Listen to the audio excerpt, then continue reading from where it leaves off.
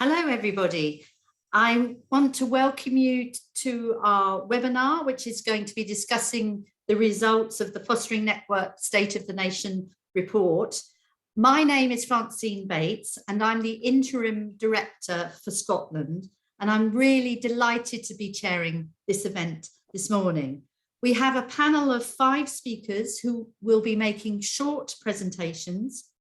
We hope to have some time for questions at the end. We've got about an hour. We may overrun slightly. You can submit any questions or comments that you have by clicking on the Q&A box, and we will try to include them if we can. We'll certainly try and get through as many as possible.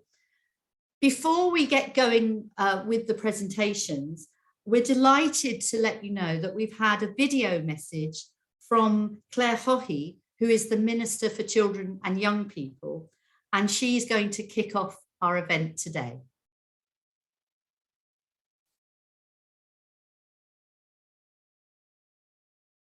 My support for today's webinar and the discussions that you're having on the results of the Fostering Network's State of the Nation survey. I acknowledge that this past year has been an exceptionally challenging one for you all. Despite that, I know that the Fostering Network, along with fostering services, have shown great commitment in providing the additional support that foster families and the wider fostering community have needed. I'm truly impressed by what I hear about the level of commitment that foster carers and their families make 24/7 to children and young people in their care. This has been even more obvious during the additional pressures that the pandemic has brought into all our lives, and I'm planning to meet up with some foster carers in the new year to hear firsthand about their experiences of caring for children and young people and exploring the issues that this report raises. The Scottish Government has listened to those with care experience and has taken action, implementing legislation and developing guidance to ensure brothers and sisters remain together where appropriate. And this was a significant step in our commitment to keeping the promise, putting the relationships that are important to children and young people at the heart of what we do. We're now supporting practitioners with the implementation of this work and have convened a number of working groups to champion best practice in this area.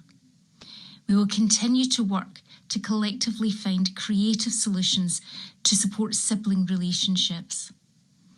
I'm keenly aware of the challenges facing foster carers, including the issues of recruitment and retention.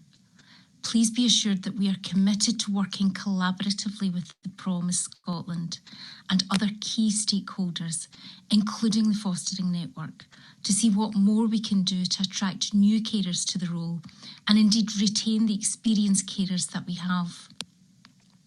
The Scottish Government has also valued and supported the Fostering Network's Foster Care Fortnight campaign to raise awareness nationally of the important role of foster care in providing loving and caring homes, and are aware of the regular efforts that services are involved in to advertise locally.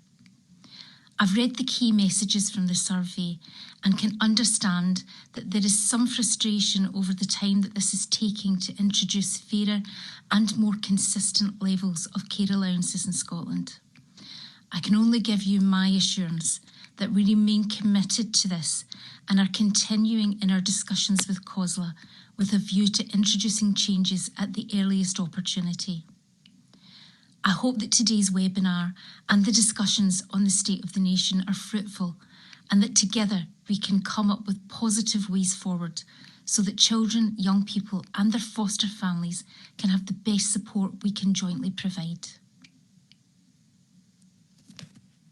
Okay, thank you very much, Minister, for that message and your very encouraging words, particularly about the allowance. And we really do look forward to meeting the Minister in the new year. So let's now turn to the findings of our report. And these will be presented by our first speaker, who is Sarah Smith. Sarah is our Head of Operations here in Scotland and also a foster carer. Over to you, Sarah. Thank you, Francine, and good morning, everyone. The State of the Nation survey is carried out every 3 years. It seeks to assess the current state of fostering in the UK and to draw on the experience of foster carers to identify the successes, joys and challenges involved with fostering. Today, we are presenting the findings for Scotland. We use the findings of the survey to identify the areas where most needs to be done to ensure that children and foster carers have the best possible experience of foster care. This year, for the first time, we surveyed our foster service membership as well as foster carers to better understand the challenges faced by foster services in their attempt to ensure continuous improvements in fostering. We wanted to achieve a more holistic understanding of the themes, issues, and barriers faced by fostering services, and want to use the results of the survey to work collaboratively to consider and make improvements. The 2021 report will help us influence the foster care agenda through bringing key issues to the attention of national and local decision makers and policy makers. It'll inform our practice and campaigns work for the next 3 years, as well as the decisions made about fostering at the highest level across the UK. The first area that we were going to look at today, because we are going to highlight some areas from the report that we felt were important. So the first area we were looking at is matching, and this is an area that was answered by the foster carers. Matching, here we found, as you can see, that less than 6 in 10 foster carers felt that they received sufficient information about a child. Whilst the reason may be given that children may be moved in an emergency, it is unlikely that a child would not already be known to services. It is important that foster carers get all the information they need to care for a child. In terms of children doing a visit before moving in, this figure was higher in Scotland than in other areas of the UK, and possibly shows the influence of the promise and a move towards a more child-centred approach, but it still needs to be higher, and we would like to see this happen for all children. Interestingly, the majority of fostering services, as 8 out of 12, felt that they always or usually shared sufficient information about the child before moving in. This suggests a disconnect between who defines sufficient information to care for a child, and we will hear more on this from our foster care speaker later. The next question we focus on is long-term fostering. The question this side really shows us the percentages here of respondents who cared for children. 70% of respondents were caring for a child expected to remain in long-term placement. That is in contrast to 72% of the rest of the UK. It's heartening to see, though, that 83% of children knew that this was in their care plan. Ideally, this should be 100% to provide stability and security for children, as not knowing what your long-term plan is creates uncertainty. And it may well explain why 18% of foster carers had concerns about the stability of the placement, which is in contrast to 12% of the rest of the UK, and something we need to look further at. Some of the instability may be explained when we look at the findings around supports for foster carers and children later on. Further questions on stability. The figures for placement endings was highlighted to us. As though we don't know the reasons for the placement endings, it is concerning that this seems high, as the goal should always be good matching and placement stability, and we need to explore this further. Over a third of foster carers across the UK said that the last planned move for a child they cared for was not preceded by a child's care planning review.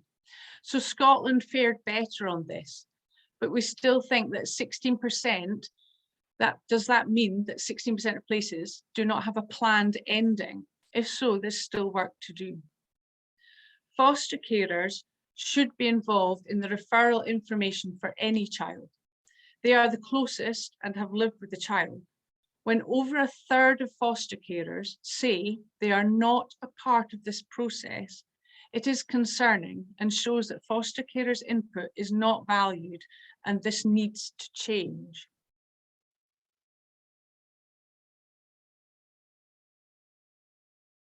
Relationships.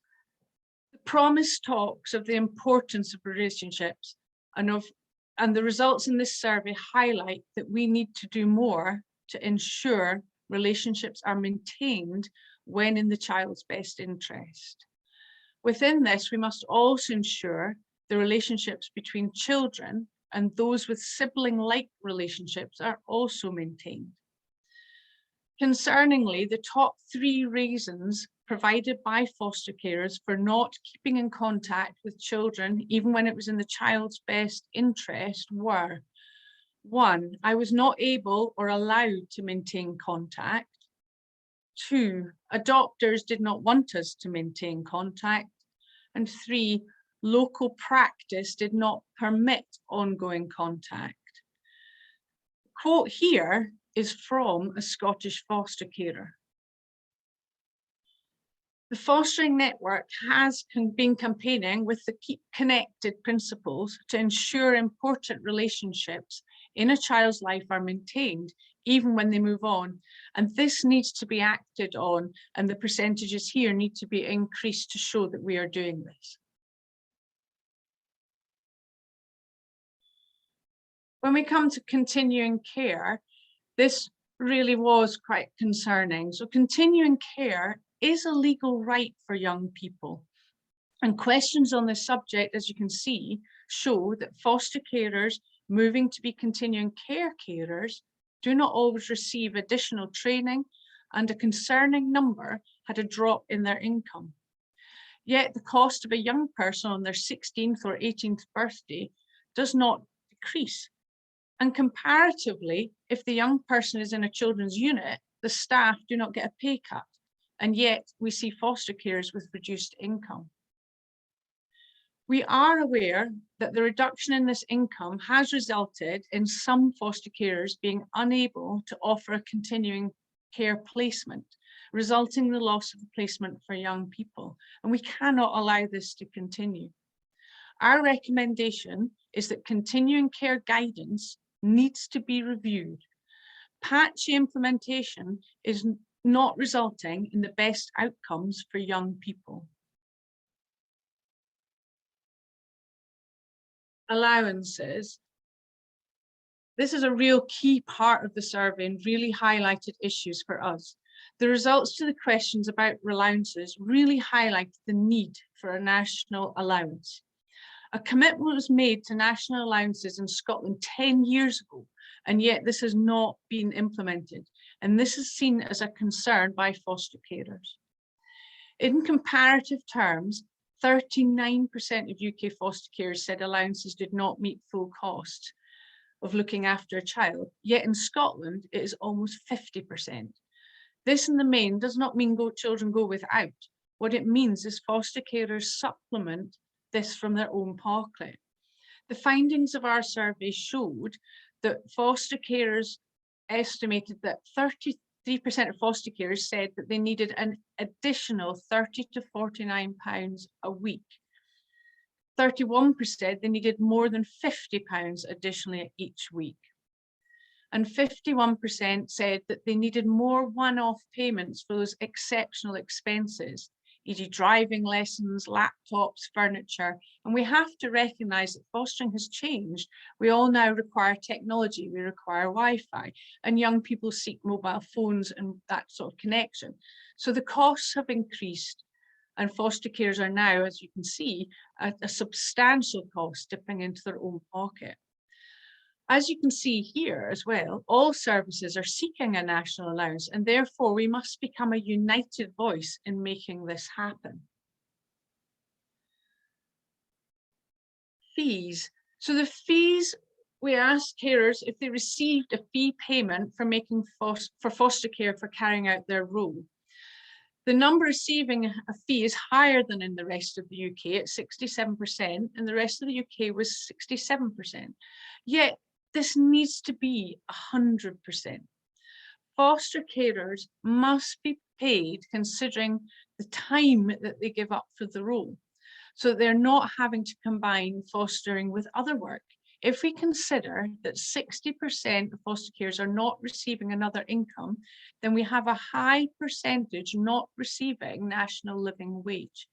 Yet they're carrying out a valuable role caring for our children and young people.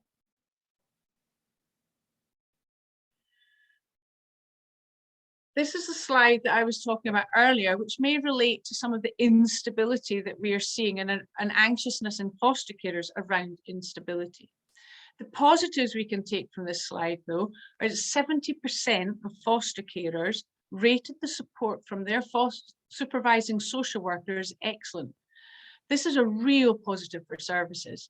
However, we see other trends are concerning and may explain some of the instability of placements. Only 9.4% of foster carers rated short break support as excellent. Yet foster carers may need short breaks to ensure stability of placements, and this needs to be addressed. The areas most needed support, the child social worker and out of hours, were less than 50% of excellent or good, which is not good enough. And supports need to be put in place to ensure stability of placements and that foster carers are valued and cared for. You need to look after your workforce to ensure retention of foster carers. Learning and development. Here, as you can see, Scotland actually rated 10% below the 65% national average for agreed learning and development plans. Surely this should read 100%. If you want to develop highly skilled and supported workforce, you have to give them the training and create personal training plans.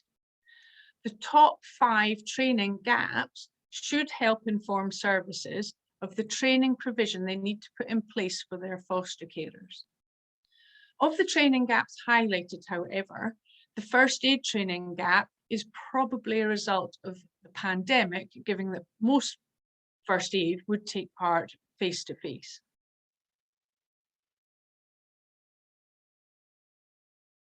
Recruitment. So here we've come to talking about fostering services and the questions that we asked fostering services.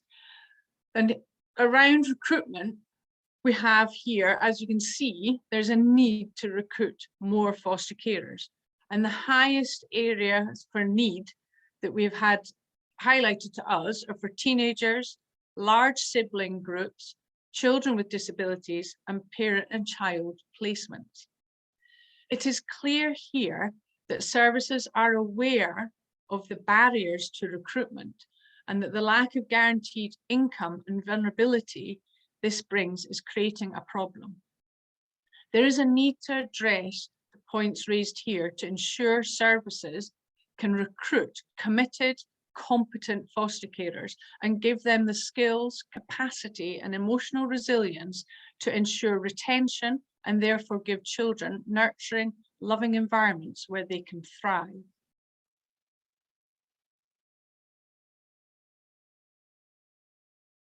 Retention. So we asked here foster services what the most effective thing they do which helps retain foster carers. I will speak briefly to this as I know it's being picked up by one of our speakers later.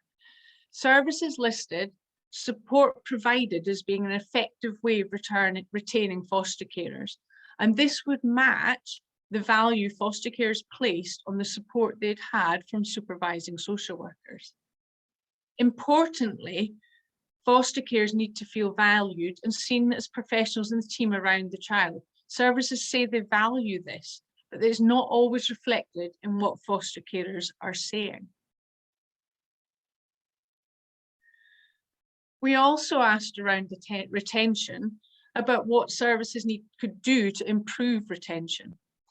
Fostering services are aware of the issues around pay and conditions, and we need to work collaboratively to make this change, support the need for national allowances, and ensure all foster carers receive a fee.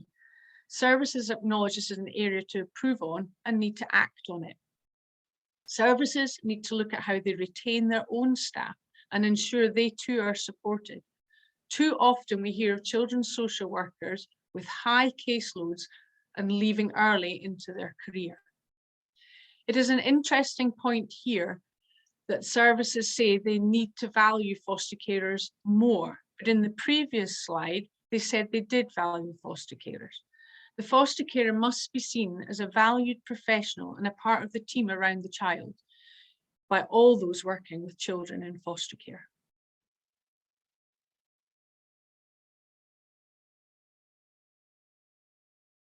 This survey could not have been completed without a snapshot of the pandemic. As the pandemic continues to impact on our lives, it was important that we took a view of how this was impacting on foster carers and the children they look after. The pandemic caused issues for services recruiting, with a drop in people coming forward to be foster carers. The impact on the mental health of children through the pandemic needs to be addressed and supported. It was interesting to note that the lockdowns had for some children given greater stability and they became more settled and their mental health improved. But a much bigger percentage, it has had a negative impact and they need to be supported and helped with this. Concerning was the impact on almost 50% of foster carers. I can speak to this as I also close this part of the webinar. I am also a foster carer, and the pandemic highlighted to me and my partner the vulnerability of foster carers. Suddenly, we had overwhelming guilt as we had to stop short break placements as my partner was shielding. We were well supported by the service, but it did not stop us feeling guilty and wrong at not having young people in our home, as well as the uncertainty of COVID. Thankfully, with the vaccine and the drop in cases, this has allowed us to welcome children back, and I have to say, as a relief. As a foster carer, there are no real surprises in this report. Some real positives, which is great to see, but also a need for change so that we can truly keep the promise and make Scotland the best place for children to grow up. Thank you.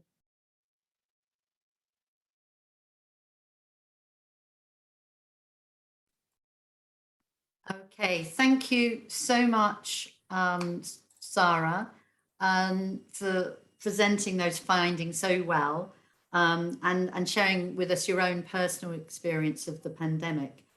It is clear that we do need to do much more to support foster carers in Scotland.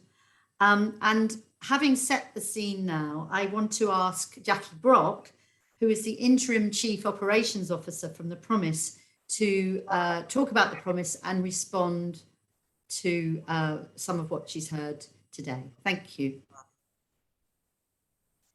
Thank you very much, Francine, and thank you, Sarah, for setting out the key findings and learning from your survey.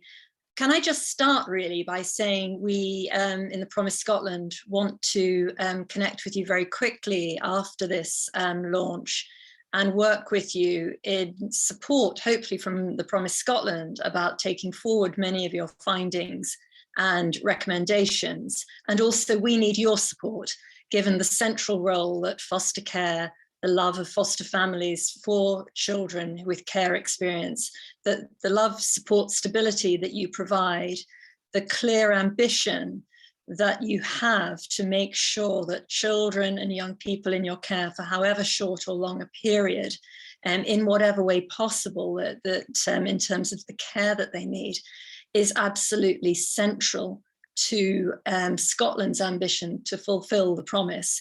I hope you've known that. We've worked closely with you up until now, but clearly we absolutely need to accelerate our efforts, don't we? Sarah, I was so pleased, as you can imagine, to hear a small attribution of the promise to some of your findings around matching and the improvement that appears to be underway there, which is fantastic.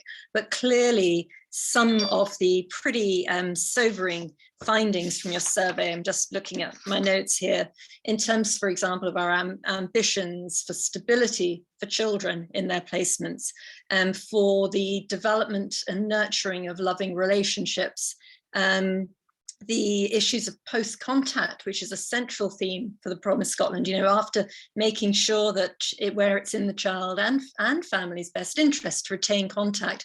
Why on earth wouldn't you? You would do that with any family member. Why not for children in the care of foster families?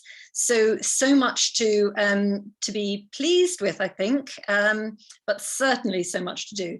And just again to repeat, there is an absolute commitment to work with you, and a plea, to be honest, to please keep being as great a partner as you've been to date. But perhaps it's useful, I hope, in the few minutes that I have, just to remind us of what the Promise Scotland is about. Some of our views about why we think it's really captured the commitment and the sense of purpose that all of us working in whatever way to support those with care experience currently, or those even those on the edges of care experience, why it appears to have mattered so much and has led to a commitment across Scotland from all the relevant organisations and the key politicians at the moment to work to keep the promise by 2030. So what does keep the promise mean? I'm going to just highlight some of the key things that I hope will reinforce my opening statements in relation to the role of foster families. Now, the foundations of the promise are contained in 3 documents. The first there is the promise, and that's the key findings in relation to the independent care review that was conducted for 3.5 years and reported in February 2020. From the promise came the first plan for 21-24, which obviously we're just completing the first year of. Now, the promise, first and foremost, it's really important for all of us to emphasize that those of us supporting the promise and to keep the promise means we are committed to achieving the goals set out in the promise by 2030. This is not a never-ending sense in which we look and we review and we test, etc. We know what's needed to be done as a result of the independent care review and the evidence that was pulled together for that. The emphasis of the promise and the subsequent plan that we're now in is the actions, the activities that we have to do in order to make sure that we have a transformed care system by 2030. So Plan 21-24 sets out the first phase of the work that we think is needed, the foundation blocks to achieving the promise by 2030. So it's been carefully curated to achieve progress in these 3 years on the key actions, which I'll say a little bit more about shortly, because these are the building blocks to making sure that we can move into Plan 24-27 and subsequently up until 2030. And Change Programme 1 is designed to give the system of which we are all a part an update on progress. And Change Programme 1 was produced earlier this year in May, and it highlighted the conversations and emerging evidence that we had from those who are at the forefront of delivering the promise. That's the local authorities and the key national agencies. And in all honesty, it's a mixed picture. And in all honesty, we really need to pick up pace, get really accelerating on progress, because 2 years anniversary of the promise and the reporting of the independent care review, the anniversary is in February the 5th next year. And there's a long way to go. Just if on to the next slide, a reminder of what authority, what evidence did we have? So that's just a graphic that shows the sources of evidence. And critically, please pay attention to the number of children and young people and adults with lived experience who contributed to this. And in there, you can also see families, of which many were also had care experience, and also many of you, I'm sure, who contributed as well as carers. On to the next slide.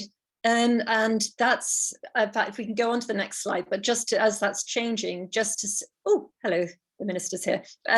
Just to show to you that the, if you do have time, that's a really fantastic story. And what we've called them composite stories. Stories, we were determined not to bring out individual children to tell their story and then, you know, as sadly happens too often, say thank you very much, goodbye, and move on. It was really important to be very respectful to the stories that we heard and the lived experience that was obviously in many ways heartbreaking. So we developed composite stories that were real, that have happened to many children, so nothing is untrue or inauthentic. But essentially what we've developed was 12 composite stories looking at the various dimensions of experience. And I want to highlight to you how much children and young people within those composite stories, foster carers are there. So this graphic, I think, is really worth your time when you have more. I know I need to begin to wind up.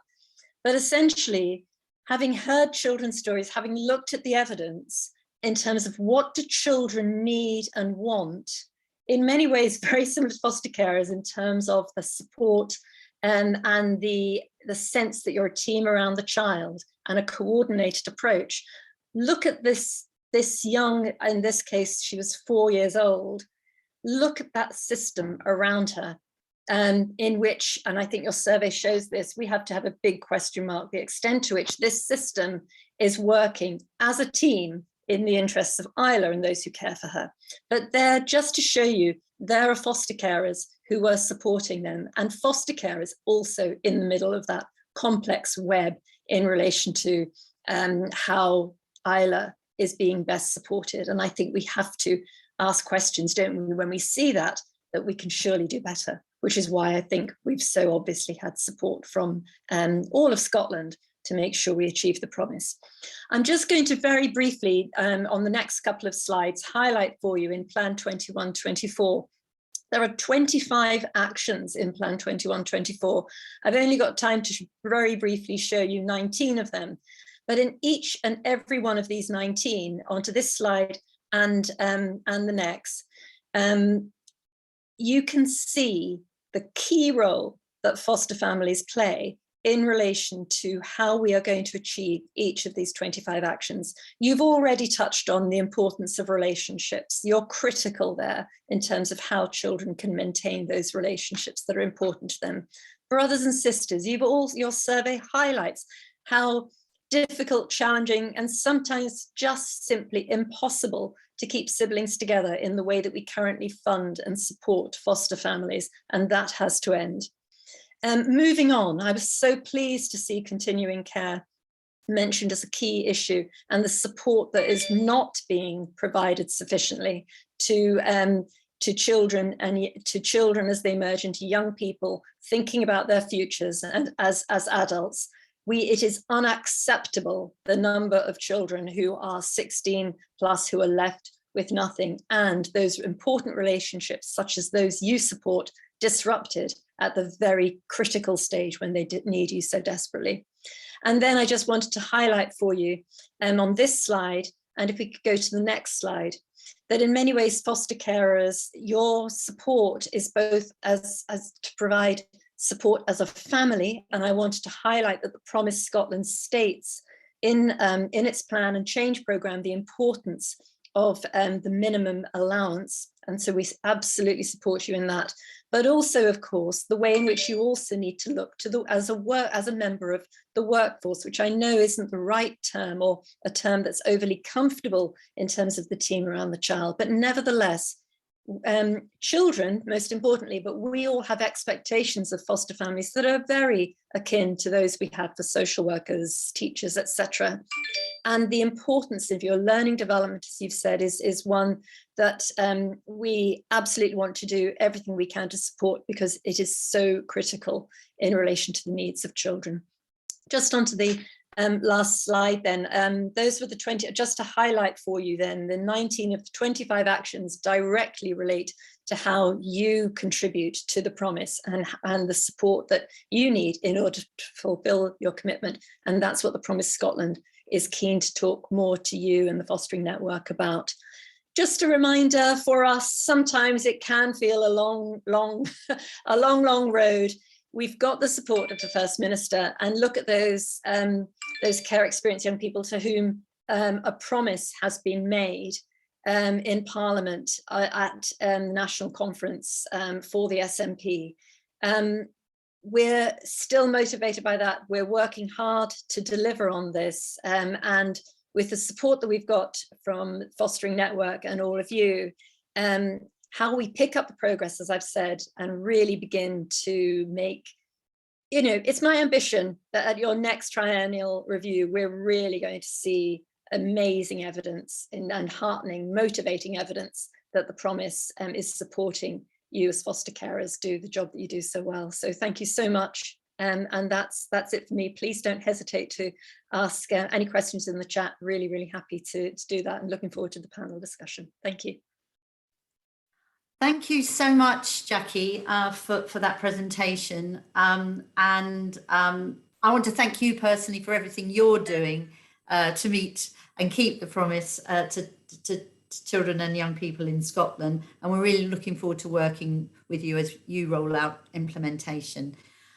I'm going to move on quite quickly now, and we're going to hear from three very important people. Firstly, Dot Cleland and Amy Davison, who are going to be sharing a screen, and then we'll be moving on finally to Kay Gibson, who's Operations Manager for leading children's charity providing fostering services here in Scotland. But let's go to Dot and Amy, who, as I said, are sharing a screen, and you will be able to hear from them about their own personal experience of fostering and being fostered. Okay, over to you, Dot. Sorry. There we go. Hello, thank you. Right, my name is Dot Cleland. I've been a foster carer for 17 years or thereabouts, and the highlight things that have came out on the survey. Obviously, the pay and the allowances are very poor. I do have my own business, and that's the reason I've been able to be a foster carer for many years, and I do subsidise the children that are in my care as well. One of the other things that was highlighted was not getting information from the young people that come to you. I'm with a local authority, have been for a long time, and one of the children that came to me, she came from a foster placement, an adoption placement, sorry, that had broken down. She'd been in foster care with the same local authority before that for about 4 years. She came to me with no information. She had real problems, and it took me actually 6 years to get a referral to Cape. When we got the referral to Cape, Cape then pulled all the information about this young person together, which was absolutely horrendous. And once we knew the information, it actually makes you be able to look after a person better as well, when you know everything that they've had in their past.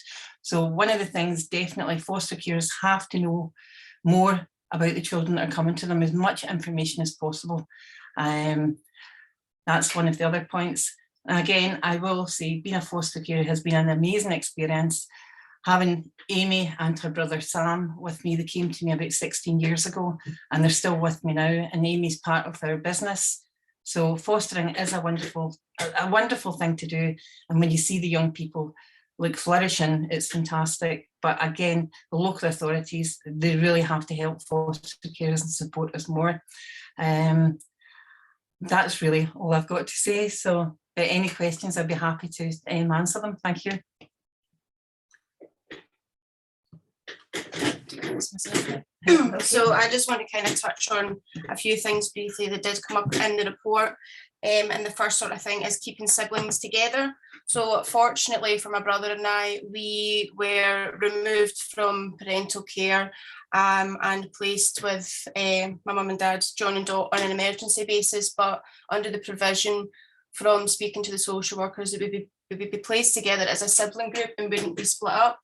I've met, during my time at the Promise, I've met hundreds and hundreds of kids that have been split up from their siblings, from their family members, who never get to see them again, or if they do, it's 20 years down the line, or, you know, unfortunately things have happened and their siblings are no longer alive, that they can connect with them. So I do stress, and I have been saying this for about 10 years, ever since I've been working with the foster network, that keeping siblings together in the first placement that is given to you, that hopes that it gives it a bit of stability, but also the placements remains together and you can continue as much as a normal family as possible, because when you begin to break up relationships, there is no support for you anymore. You're on your own, you're in an environment you don't know, you're with people you don't know, you know, you're surrounded by, it could be social workers, police officers, depending what your case is. So I do highly and always highly stress that keeping siblings together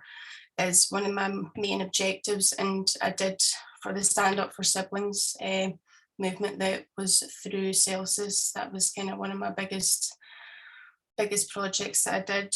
But following on from that, continuing care. Now, I don't have a great experience with continuing care. I don't know anybody that does. I think the system is shocking. I don't think there's enough support.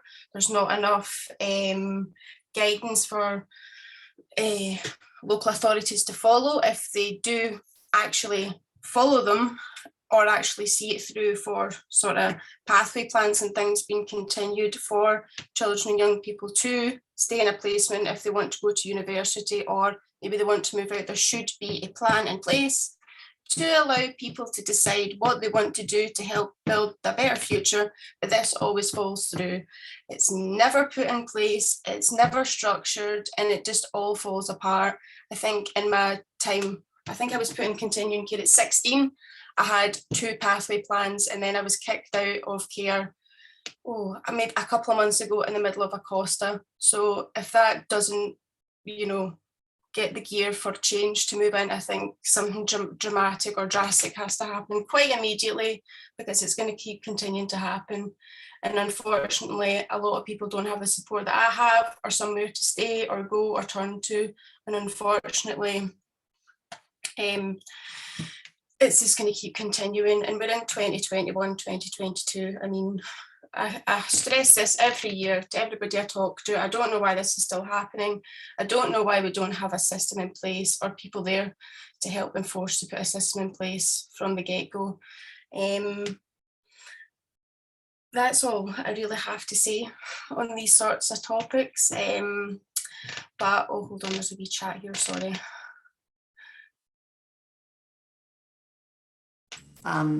Thank you so much, Dot and Amy. I think we could have had more time to listen to your experiences.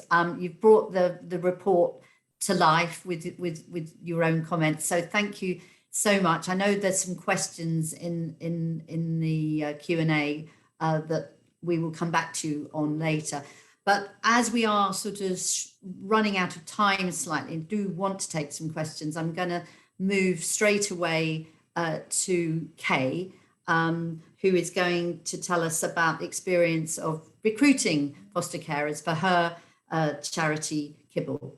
Kay, you are now the last speaker on the panel, so go for it.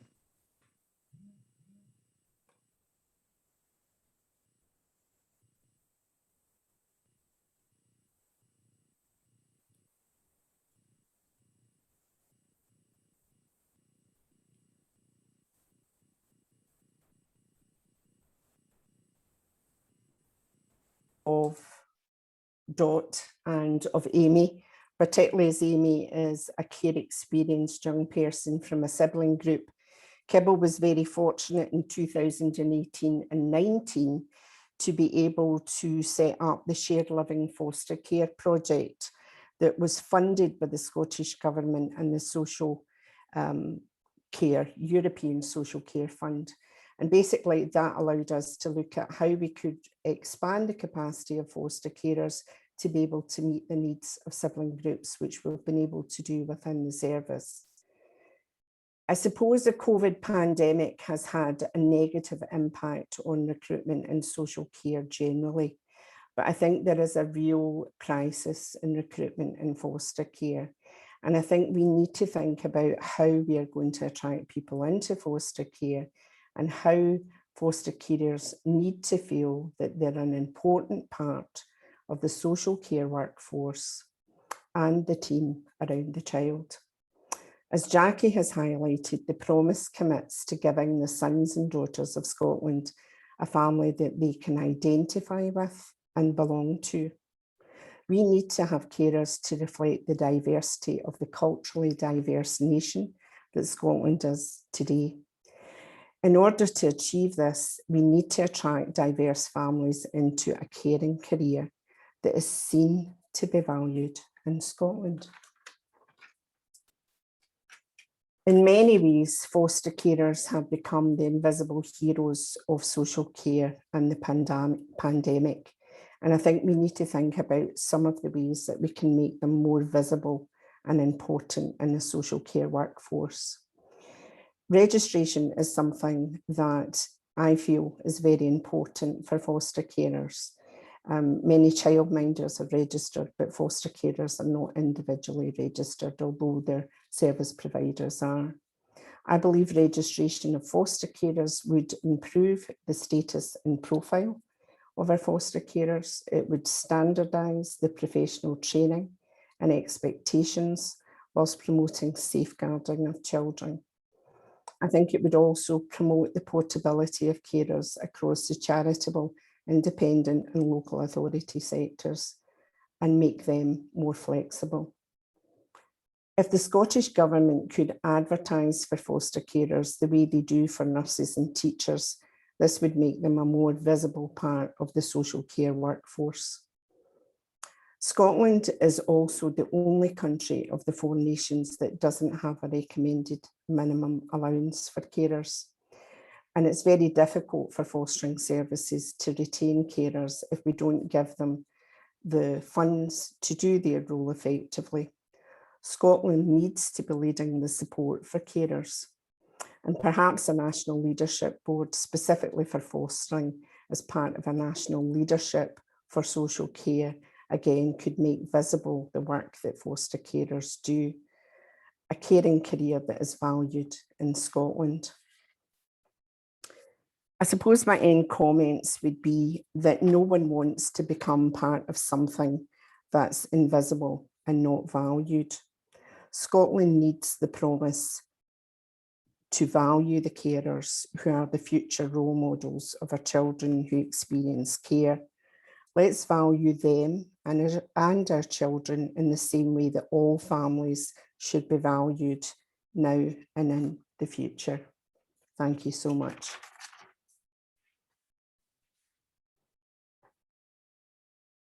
Okay, thank you, Kay, very much for that. We really do appreciate you taking time out of your busy day to share that with us. Now, we've got 10 minutes before the seminar is due to end. We may overrun by 3 or 4 minutes if that's okay with everybody.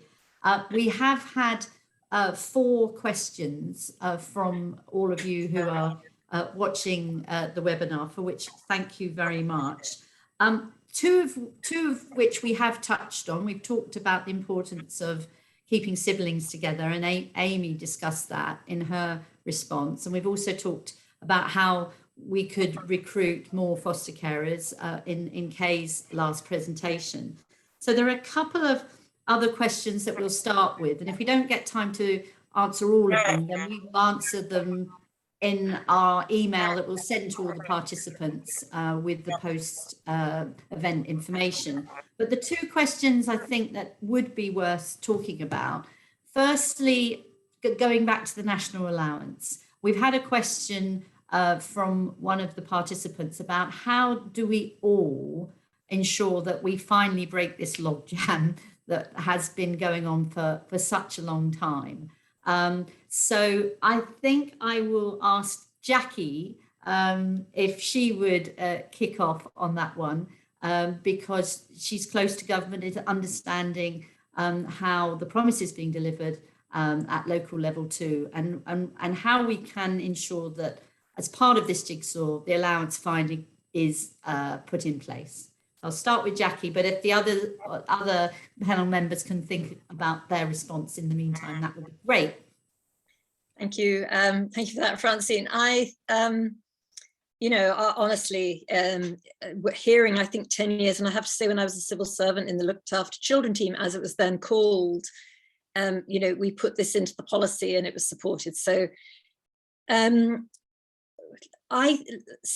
I think we should be optimistic. You've heard from Claire Haughey, new minister, that she is committed to it.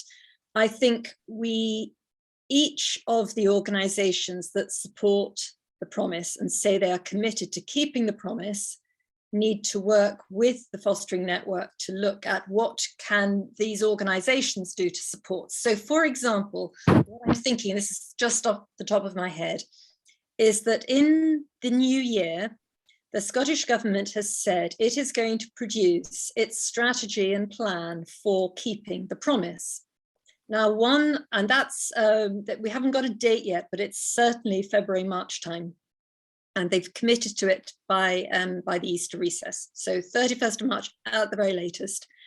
And you should see, because it's an important part of keeping the promise, you should see the commitment, the route map, whatever whatever words they use, but you should see minimum allowances in there because it's a key part of the plan.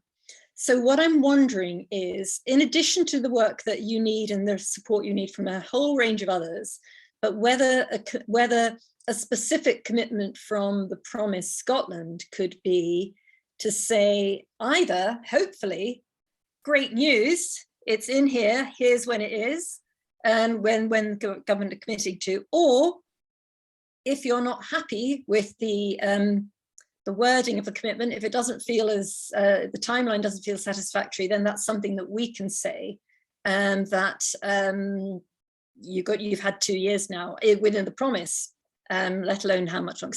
So perhaps that's a milestone that we could work on with you to highlight that this is not keeping the promise unless the commitment to allowances is in there.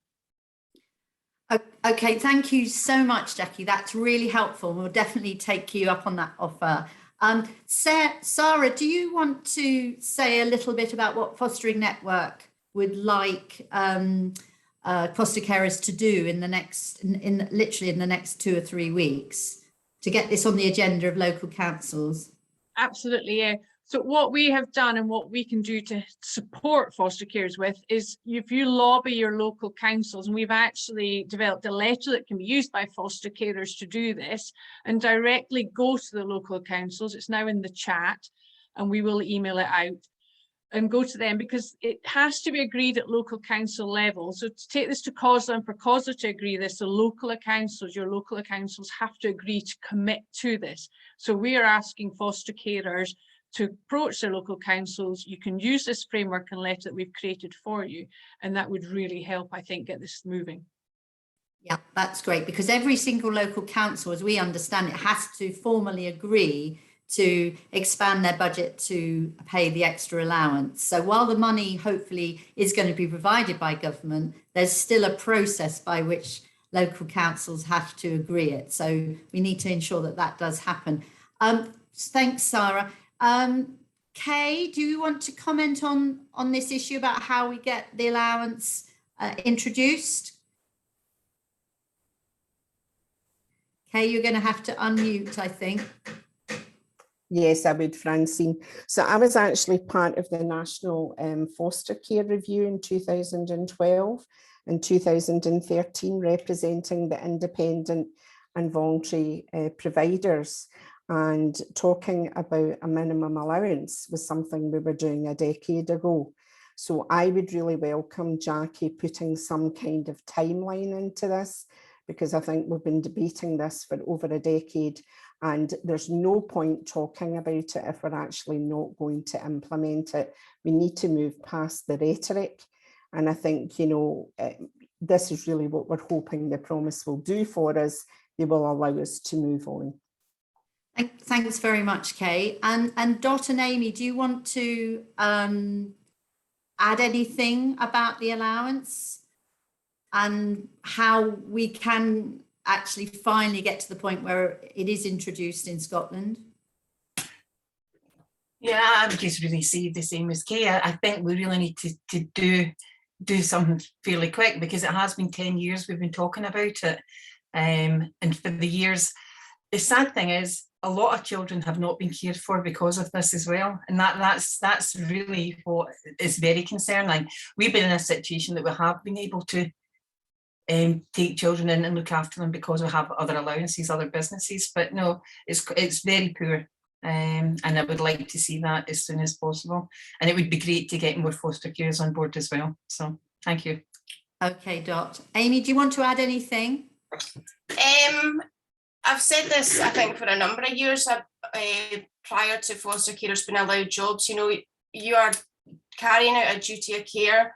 You know, you wouldn't go to your work and expect to be underpaid by half for the work that you're doing. So why would a foster carer who is doing an excellent job in providing care for children who may be disabled, or a family group of large siblings, be paid half of what they should be to support these kids and give them the best possible future and give them the best opportunity to go into, you know, provide for themselves and have a successful life? So it baffles me that we keep talking but nothing keeps getting done. But yeah, I agree, Amy. It's very baffling, but I think we've had some good commitments today from Jackie, but also the Minister was quite encouraging on allowances.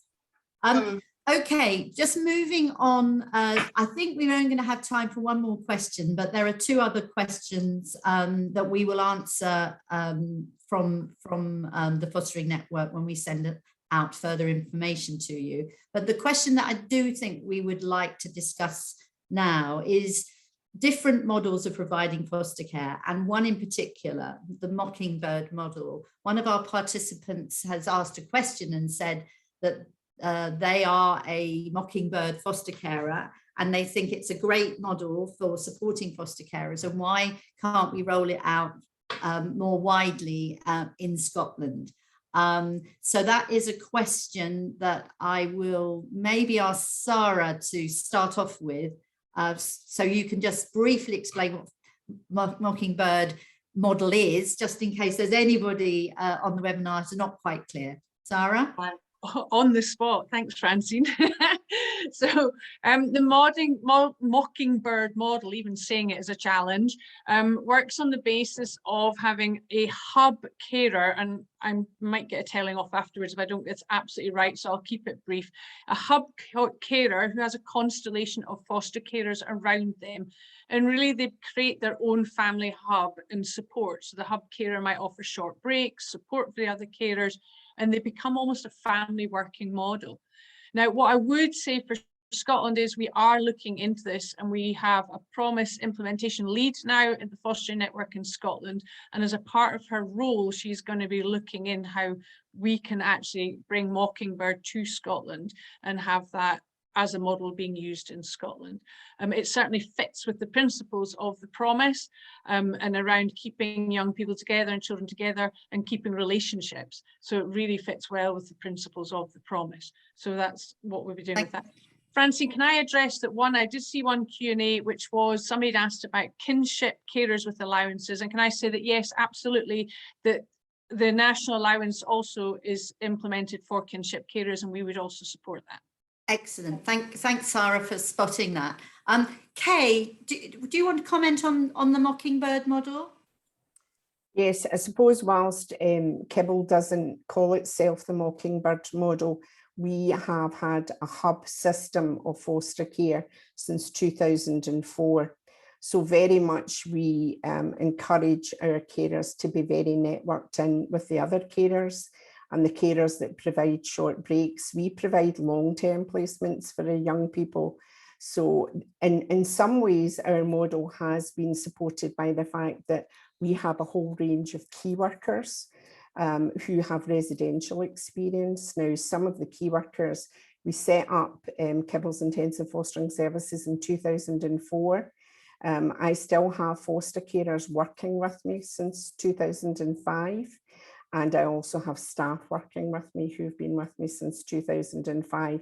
So that sense of continuity that often young people will say, you know, their social workers come and go or whatever, we have foster carers that we've managed to retain because the key workers expand the capacity of the foster carers to be able to meet the young people's needs.